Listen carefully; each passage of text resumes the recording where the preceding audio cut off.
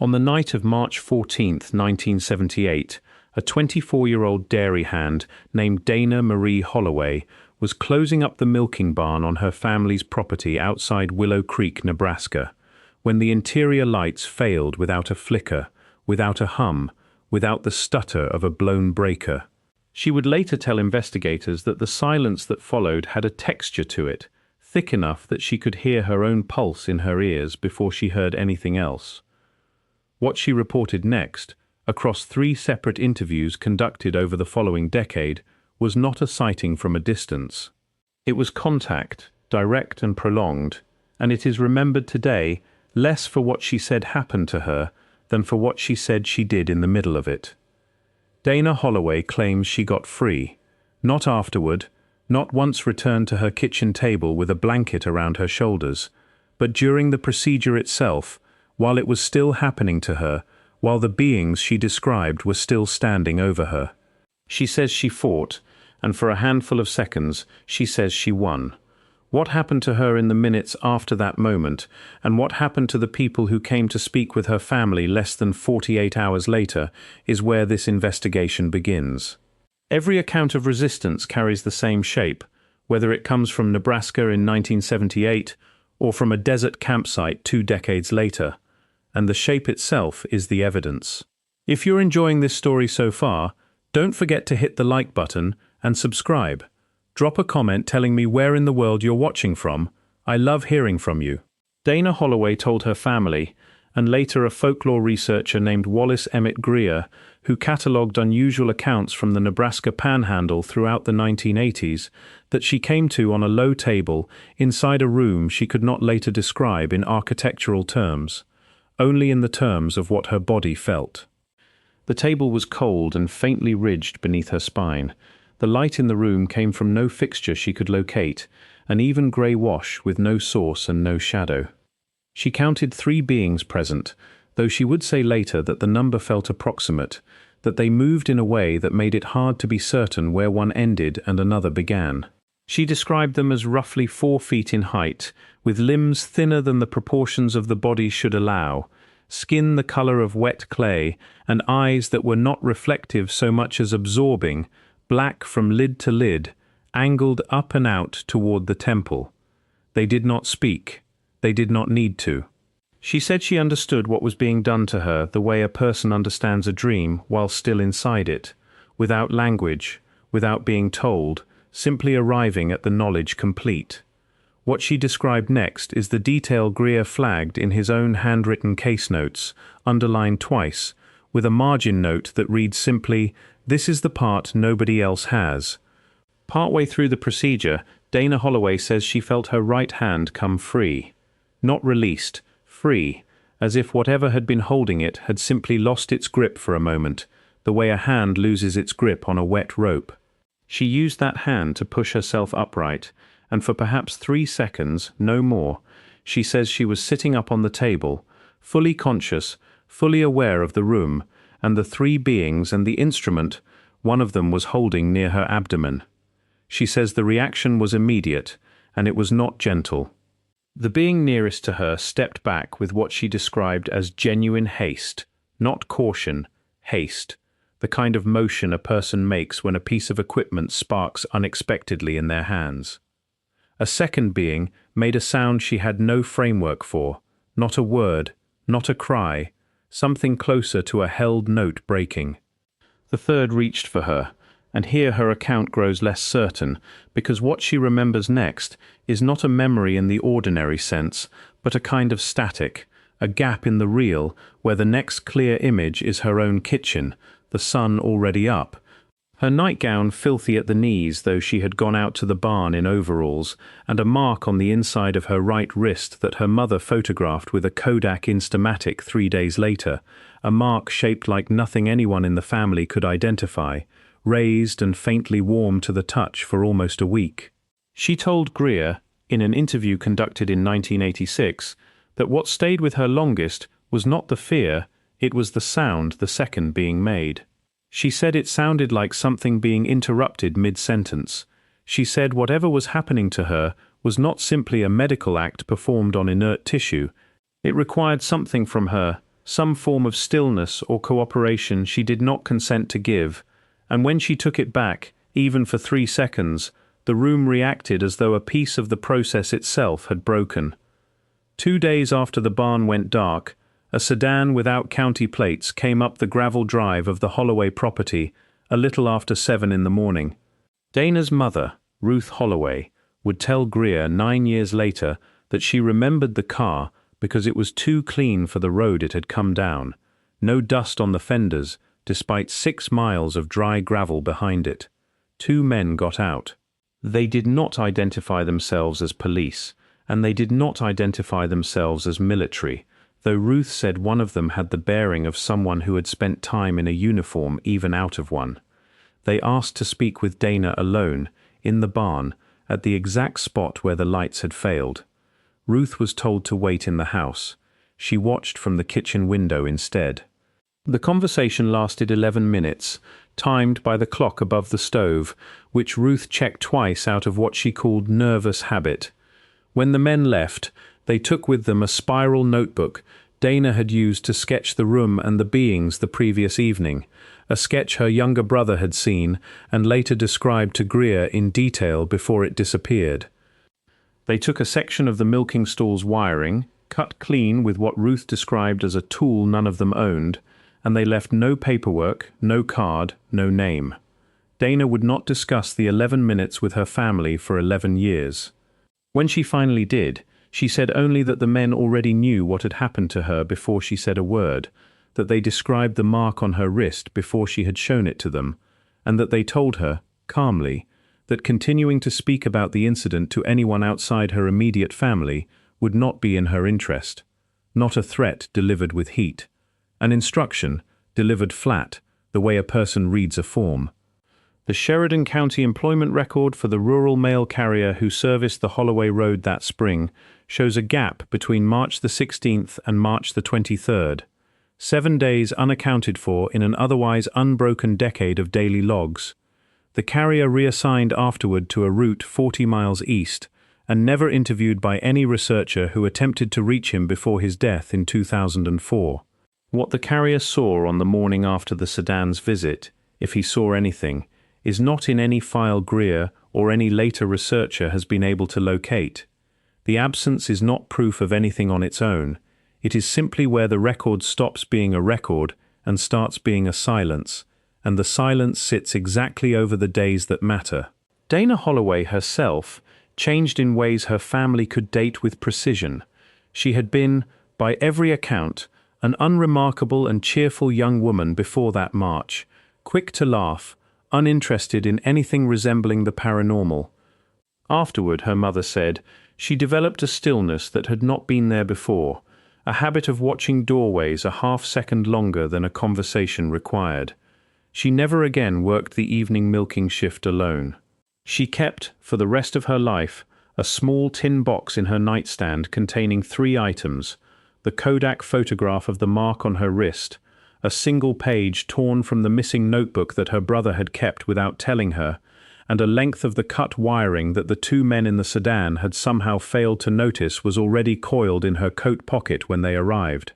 What happened in that barn is not, on its own, unusual within the broader literature of reported contact. Interrupted procedures, however, are rare enough in the historical record that when they do appear, they tend to share a set of features so specific that dismissing the pattern requires dismissing testimony from witnesses who never met each other, never read each other's accounts, and in several cases were separated by decades and thousands of miles. Dana Holloway's case would likely have stayed a regional curiosity, filed alongside hundreds of similar Midwestern reports from the same era, if it were not for what turned up 9 years later in an entirely unrelated set of interviews conducted 6 states away.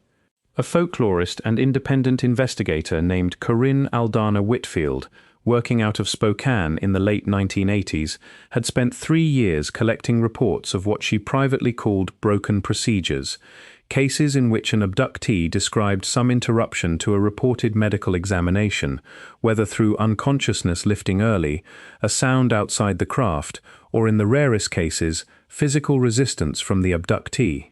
Whitfield was not looking for a pattern when she began. She was cataloguing outliers, the strange edge cases that did not fit the standard abduction narrative of passive, uninterrupted examination. What she found across 17 collected accounts, compiled in a self-published binder she distributed at 3 regional conferences and never formally submitted for academic review, was that in every single case where a witness reported active physical resistance, however brief, the reported reaction from the beings present was the same: withdrawal. Sudden, visible, almost startled withdrawal, followed in most cases by an abrupt termination of the encounter altogether. Not one witness in Whitfield's binder described the procedure resuming after resistance occurred. It simply stopped, and the witness was returned, often with less memory of the return itself than of anything that came before it.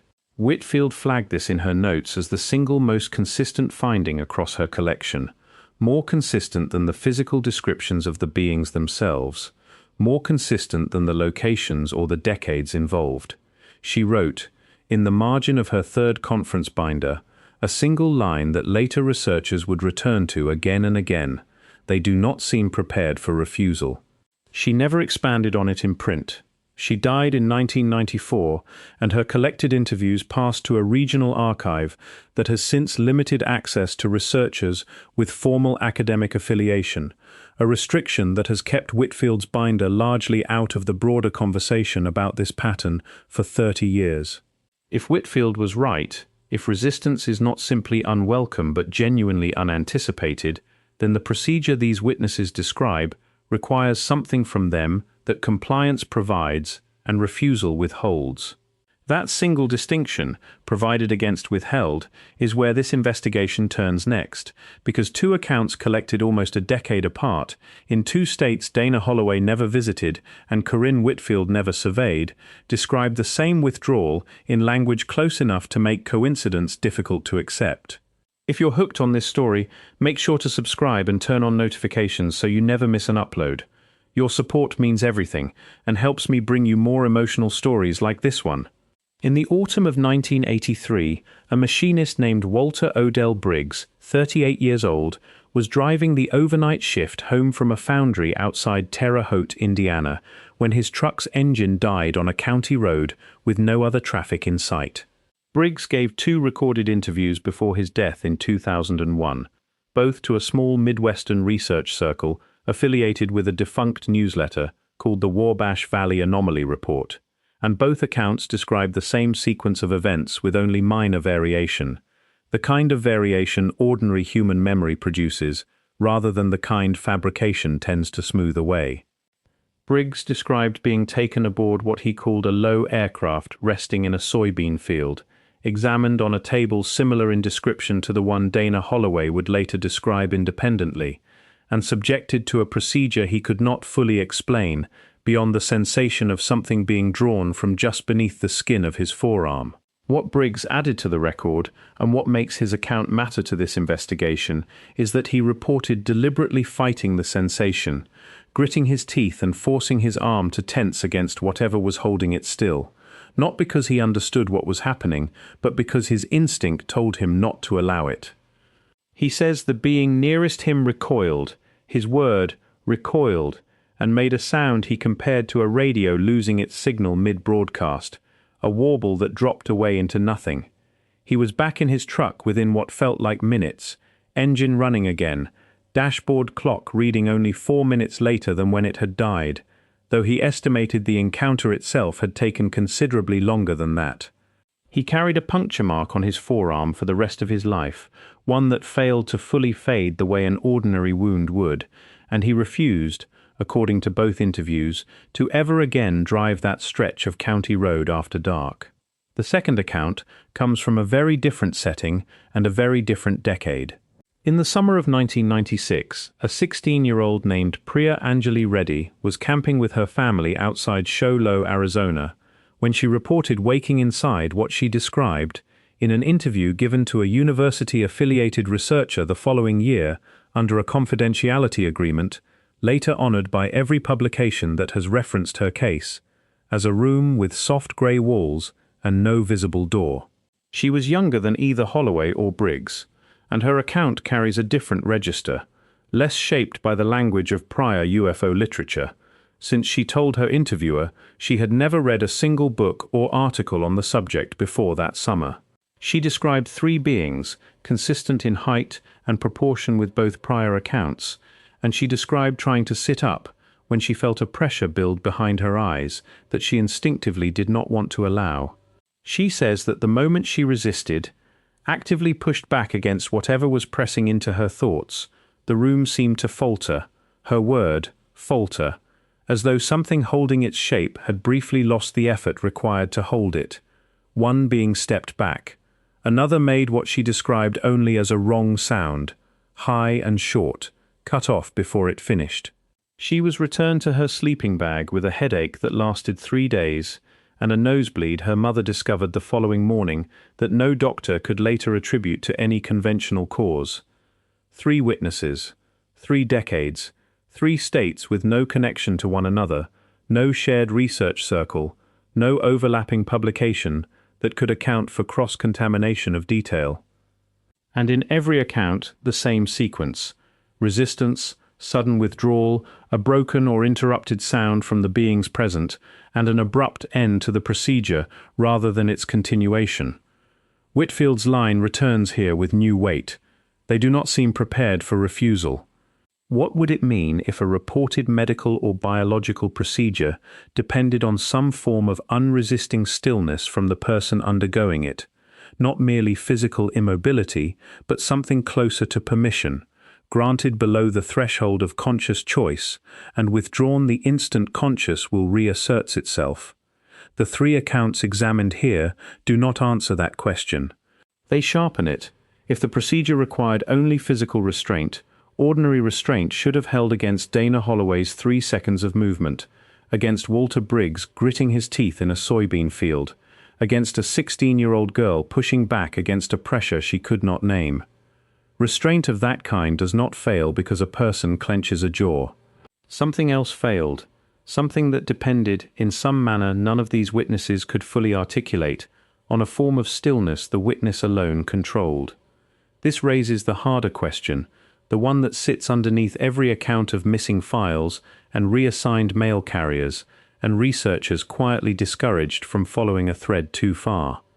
If the procedure requires something the subject provides rather than something extracted regardless of the subject's will, then what is being taken cannot be purely physical. Tissue and blood do not require cooperation. They can be removed from an unconscious body with no participation from the person at all. Whatever failed in that barn outside Willow Creek, in that soybean field outside Terre Haute, in that grey room outside Show Low, required something more than an inert subject. It required a subject who was, in some sense the record can gesture toward but never fully define, still willing. The institutional response across these 3 cases follows its own separate pattern, distinct from the being's reaction but no less consistent. In each case, someone arrived quickly, before the witness had spoken to anyone outside their immediate household. In each case, physical material connected to the account, a notebook, a length of wiring, a photograph, either vanished or was nearly taken and preserved only by chance. In each case, official records from the surrounding days show a gap precisely where corroborating detail should exist and does not.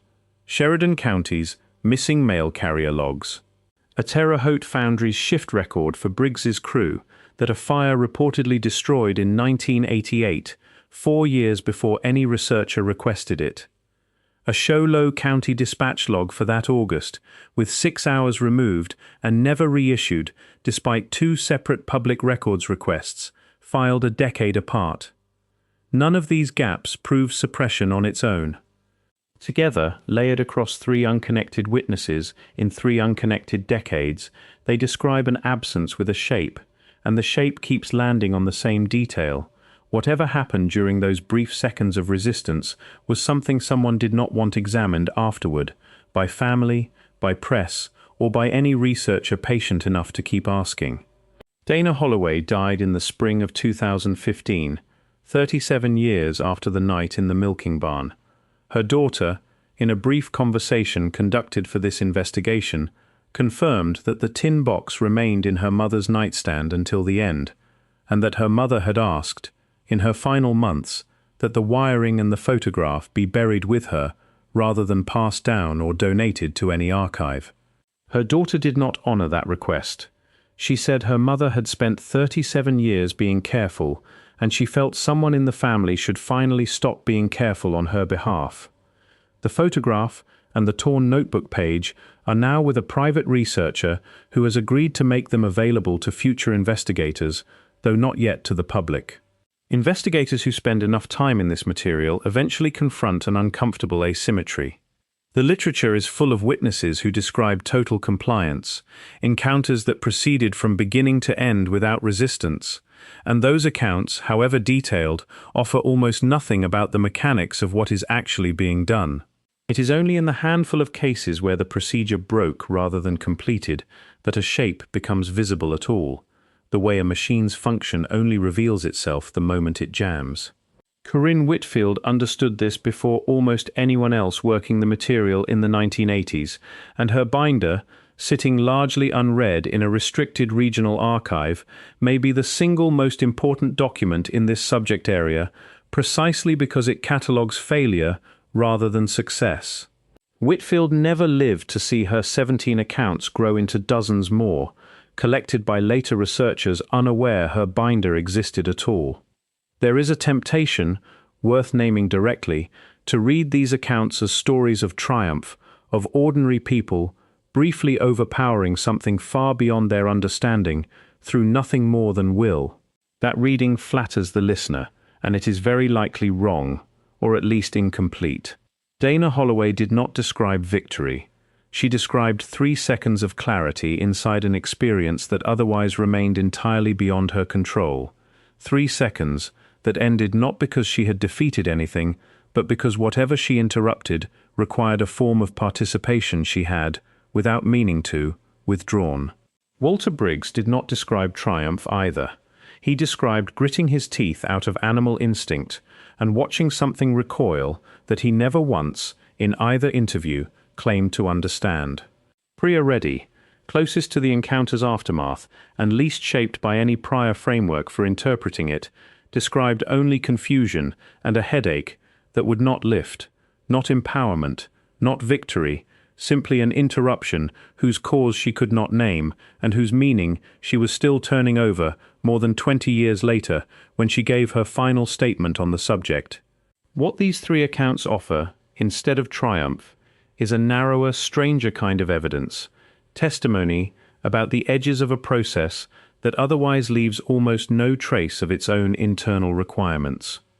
The procedure, whatever it is, whatever it collects or measures or transfers, appears to depend on the subject remaining in a state none of the 3 witnesses could fully name, something closer to surrender than to unconsciousness, and it appears, in every documented case where that state broke even briefly, to be a state that cannot be forced back into place once it has been lost.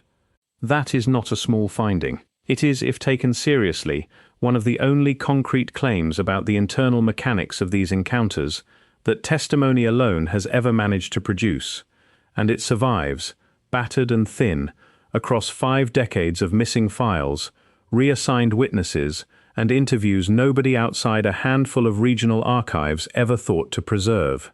Somewhere in a private collection now, a strip of cut wiring and a single torn notebook page sit in an envelope, waiting on a researcher willing to test them against whatever comes next. Dana Holloway is gone. Walter Briggs is gone. Only Priya Reddy remains, declining, as of this recording, any further public statement. What she took back in that grey room for the length of a held breath, none of them can fully explain, but all 3 took something back, however briefly, and whatever was standing over them did not know what to do the moment they did. Thank you so much for watching until the end. If you loved this story, check out the other videos on your screen now. I think you'll really enjoy them. And don't forget to subscribe if you haven't already. See you in the next story.